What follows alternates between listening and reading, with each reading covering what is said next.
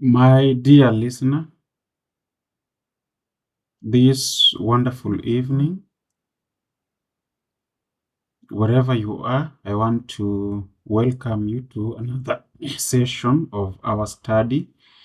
And this Friday, the 14th of November, we are looking at further thought, and we are to read Ellen G. White, The Blessings and the Curses, found in page 499 to 503 in Patriarchs and Prophets. I will quote page 500 of the same book. It says, according to the directions given by Moses, a monument of great stones was erected upon Mount Ebal. Upon these stones, previously prepared by a covering of plaster, the law was inscribed. Not only the 10 precepts spoken from Sinai and engraved on the tables of stone, but the laws communicated to Moses and by him written in a book. Besides this monument was built an altar of unhewn stone upon which sacrifices were offered unto the Lord.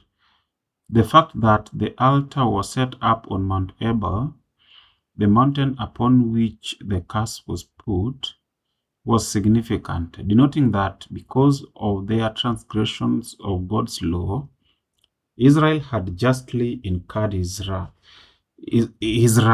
and that it would be at once visited, but for the atonement of Christ, represented by the altar of sacrifice. Ellen G. White, Patriarchs and Prophets, page 500. I will quote again Ellen G. White, The Desire of Ages, page 659. It says, but the community service was not to be a season of sorrowing. This was not its purpose. As the Lord's disciples gather about his table, they are not to remember and lament their shortcomings. They are not to dwell upon their past religious experiences, whether that experience has been elevating or depressing. They are not to recall the differences between them and their children. The preparatory service has embraced all this. The self-examination, the confession of sin, the reconciling of differences has all been done. Now they come to meet with Christ. They are not to stand in the shadow of the cross, but in its saving light. They are to open the soul to the bright beams of the Sun of Righteousness. Ellen G. White, The Desire of Ages, page 659. Our questions for this week. We have three questions. One, what does it mean to you to seek first the kingdom of God?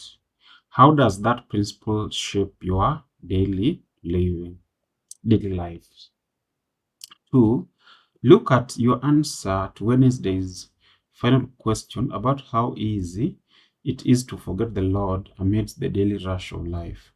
In class, discuss why it's so easy to do. What are some solutions? 3. As Adventists, we believe that Jesus is ministering on our behalf in the heavenly sanctuary. How can this conviction be a constant source of hope and strength? Why should the knowledge that it is Jesus who is up there making intercession, as we can see in Hebrews 7:25, for us, help us realize that just what good news his work in the heavenly sanctuary is, especially now in the antitypical day of atonement. Let me repeat the question. As Adventists, we believe that Jesus is ministering on our behalf in the heavenly sanctuary. How can this conviction be a constant source of hope and strength? Why should the knowledge that it is Jesus who is up there making intercession, see Hebrews 7:25, for us, help us realize just what good news his work in the heavenly sanctuary is, especially now in the antitypical day of atonement. This marks the end of our study for this week's lesson. The title has been Ultimate Loyalty, Worship in a War Zone, and our memory text was from the book of Matthew 6:33. English Standard Version says, "But seek first the kingdom of God and his righteousness, and all these things will be added to you." On Sunday, we looked at covenant fast.